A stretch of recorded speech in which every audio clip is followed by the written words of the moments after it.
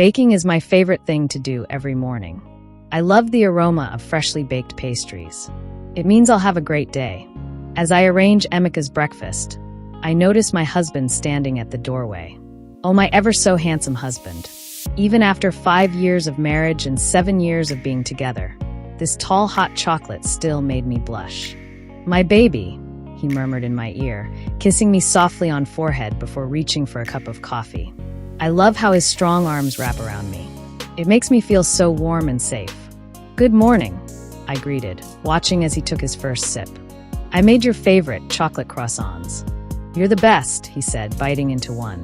Did I mention I like how Emika loves my cooking? Most times, he doesn't need to tell me anything. His reaction to every bite says it all. It's delightful watching him savor the taste of my food. How he chews every bite with such softness and precision that it reminds me of, oh my, I'm deviating now. Honestly, if you married a man like my Emika, you won't just deviate but salivate too. I could stay and eat this all day, but I have to go now. "I'm late for work already," he said, breaking me out of my unholy thoughts. Is it a crime for a woman to crave her man every day? "Oh, I don't want you to go." "But it's fine." I hugged him again.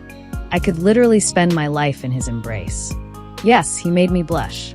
Yes, he makes me feel like a little girl. And yes, I am not ashamed to admit it. I watched Emika quickly drink his coffee and set out. Everything felt perfect. Well, almost everything. "You're coming home early today, right?" Emika hesitated for a fraction of a second before nodding. "Yeah, I might be a little late though. This work project is just taking up a lot of my time." "Yes, that is the issue now." "Oh, this project SEF. It's taking too long. I miss my husband." "I know, and I miss you too. It will be over soon, and I will be all yours again. I promise," he spoke, pulling me into a warm hug. "I love you, see. I love you too. I really do. I love him with all my heart." I hug him tightly so I can inhale the now familiar scent of his cologne laced with the after scent of his fresh soap. My tall dark chocolate smells so good. My husband.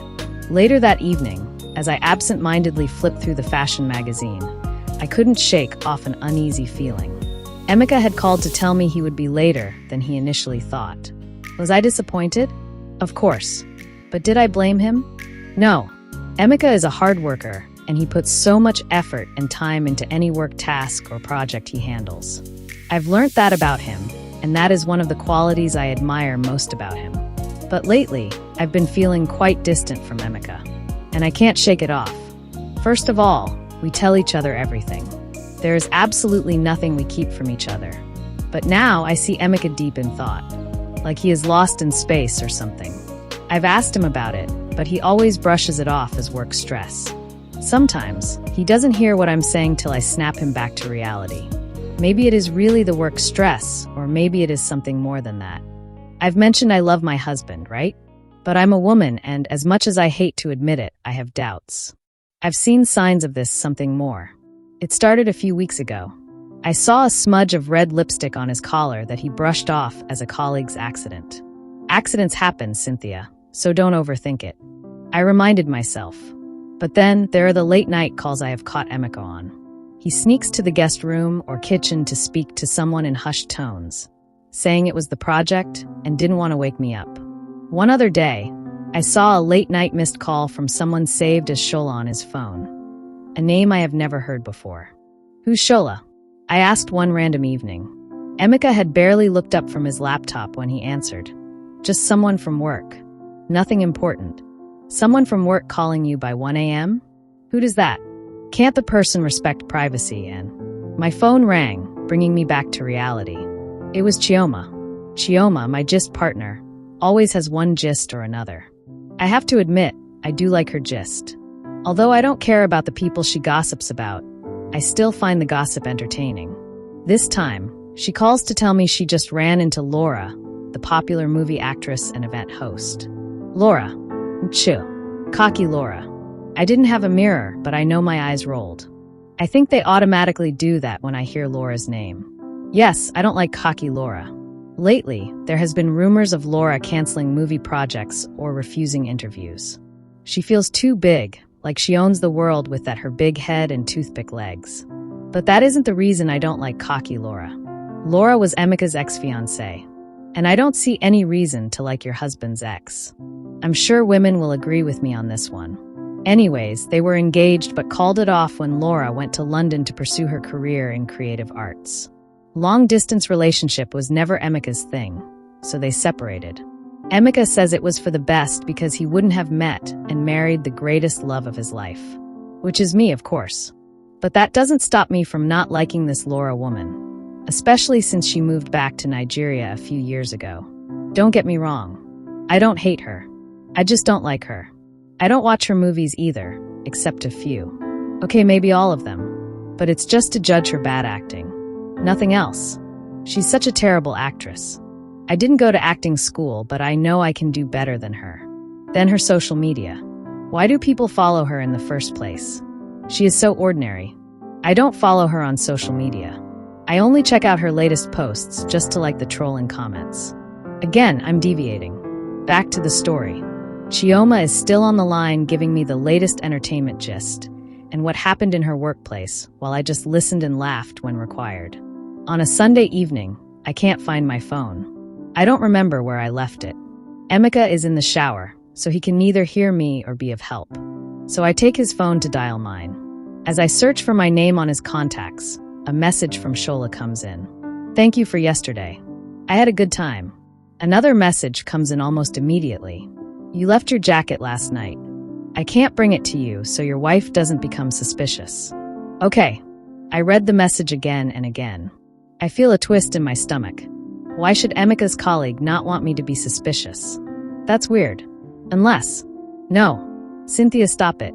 Stop it. I force myself not to read any meaning into it. I see Emika step out of the bathroom, dripping wet. What's wrong? He said. Nothing. I can't find my phone, so I want to dial it. Emika tensed a bit, then almost immediately laughs. It happened so fast that I thought I imagined it. Madam, your phone is under the pillow. You kept it there. Oh, okay. It is night, and I can't sleep. Who is Shola? Did something happen to Emika last night? He was supposed to be working late with Kenny. So why does Shola not want me to be suspicious? I just have to see the message again to be sure I read right and not imagining things. I take Emika's phone and go through the call history. He and Shola have been talking to each other every day. Literally every day. If they were this close, how come Emika has never mentioned him to me? But as I scrolled through his messages, I felt my hands grow cold and my heart rate beating fast. The message from earlier was gone. It was deleted like it never existed. This is even weirder than I thought. Why did Emika delete Shola's message? In fact, there is no message between them at all. On WhatsApp and via text messages. I quickly copy Shola's number to my phone. In the morning, as Emika sips his coffee, I just watch. I can feel the knot in my throat. What I saw yesterday made me feel uneasy. Emika also looks nervous, like he suspects I searched his phone. I see him looking at his watch repeatedly and tapping on the table. Heck, he doesn't even make eye contact with me. Emika, what happened 2 nights ago? The night you were with Kenny? Emika looked confused. Nothing happened. Why did you ask? Nothing. You went to his house to hang out with the boys. I just wanted to know how it went.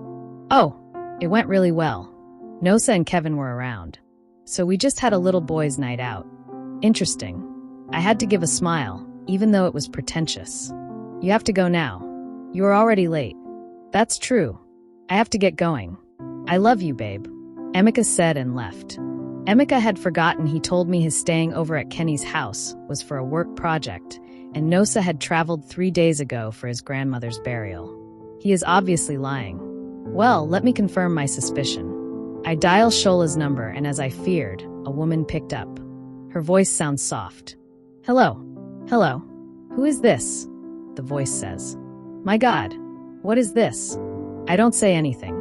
I couldn't say anything. Not one word. I just stand there with the phone in my hand till the woman hangs up. How did this happen? Emika was with a woman that night? The only reason he'll lie about it is if he is sleeping with her. Shola was a woman. The message makes sense now. Emika deletes his messages with his colleague because he is having an affair with her. Today, I will see who Shola is. If I can't speak to her on the phone, I will confront her face to face. That afternoon, as I walk into the office building, I see Kenny at the stairs. Hey, the one and only Mrs. Cynthia Agozi. The most beautiful of them all. How are you doing? What are you doing here? I wasn't in the mood for any pleasantries, but after hearing Kenny, I can't help but smile. I drove like a mad dog to the office, but here I am smiling like a timid puppy. Cynthia, focus. Stand on business. I'm good. I'm actually here to see Emeka. Is he around? No, he isn't. He stepped out. But USEF, why didn't you allow Emeka to come for our celebration party? Kenny likes to overtalk normally. I rarely listen to anything he says, but the mention of a celebration party caught me off guard. What celebration party? I hadn't heard of any celebration party. The party to celebrate the success of the Dankovo project? Anyways, it has been since like 5 months ago. So, I forgive you. Kenny laughs his usual annoying laughter. I still don't understand how someone as demure and composed like Emeka can be best friends with someone as loud and talkative as Kenny. Kenny talks too much and off point most of the time. But today, this annoying quality just exposed something to me. Something shocking that I am about to lose my cool. Oh, I'm so sorry. I just missed my husband. I have to go now.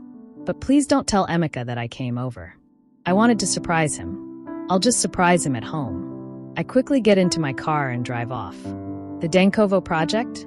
Isn't that the same project that Emeka has been working on for months? The same project that made him come home very late at night? I didn't know I was gripping the wheel too tight till I felt the sharp pain of the leather on my palms. Wow. Just wow. Is Emeka cheating on me? Is he having an affair with Shola? Damn.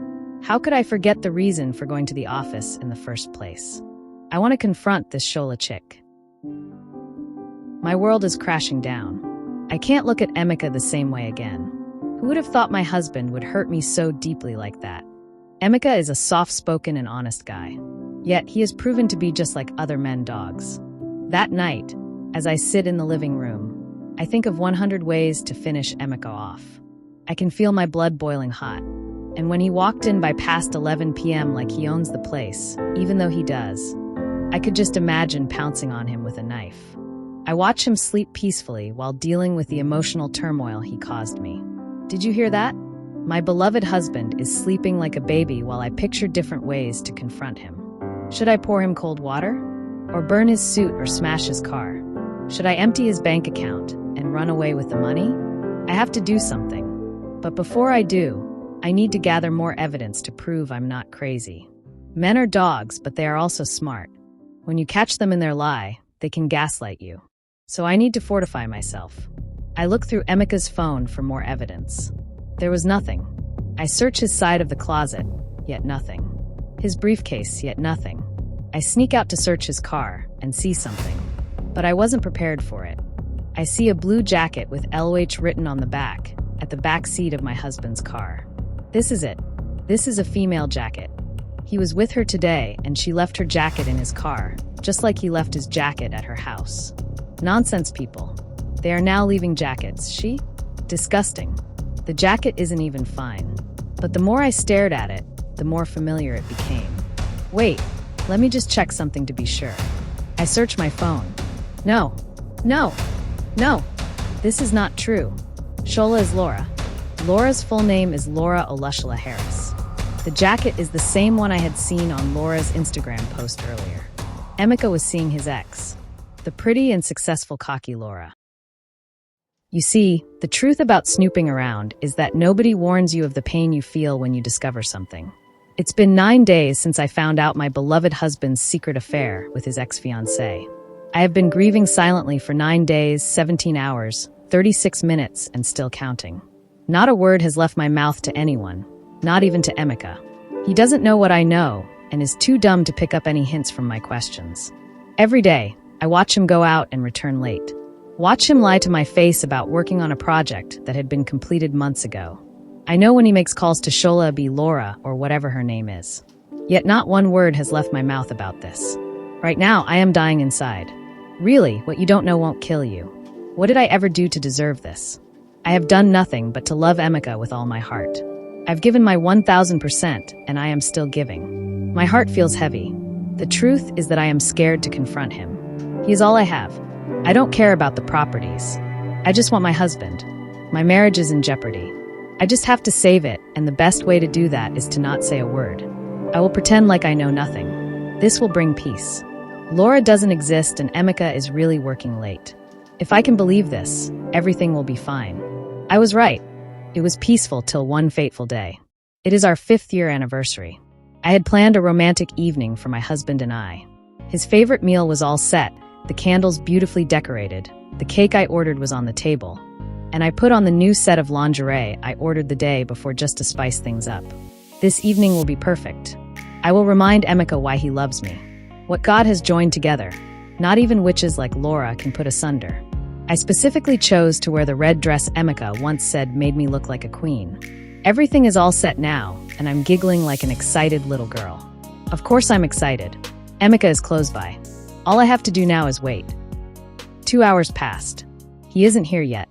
I give him a quick call, and he says he is on his way. 5 hours passed.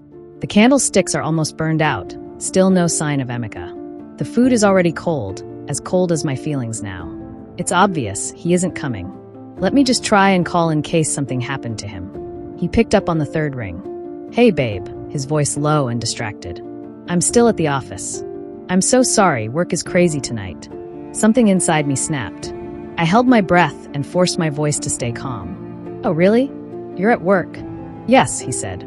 That was a lie, because 15 minutes ago, I had called his secretary, and the woman had told me Emeka left hours ago. All the demons I forced shut inside me woke up.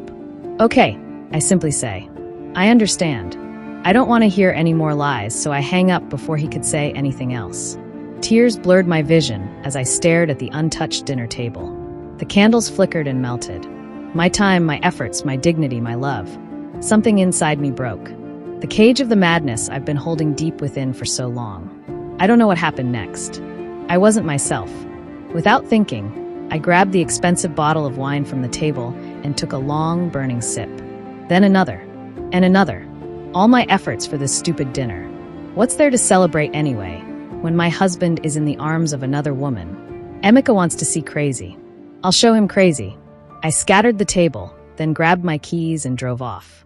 By the time I stumbled into the nightclub later that night, I had lost count of how much I had drunk. My legs feel like jelly. I can't stand straight. I order another bottle of wine, ready to dance my pain away. The music is loud, drowning the voices in my head and pain in my soul, the bass vibrating through my bones. Yes, I want to be here tonight. I don't know if it's the alcohol or the club lights that blurred my vision. I don't even care. My steps are uneven, and I feel I'm dancing off beat. But I don't care. I don't even know I ended up here. All I know is that I want to forget. I need another drink, so I order more. But before I can take it, I hear a deep voice behind me. You look like you've had enough. I turn to see a pair of dark, smoldering eyes. The man is tall and well-built, his black shirt hugging his broad shoulders. His dreads made him look hot. I haven't had nearly enough. He smiled, leaning against the bar. Rough night. You have no idea. Something about his voice, the way he looked at me, made the pain in my chest a little less suffocating. Maybe it is the alcohol, or maybe it is the way his hand brushes against mine, making me shiver. And maybe that is why, when he leans in and whispers softly, "Come with me," I don't say no.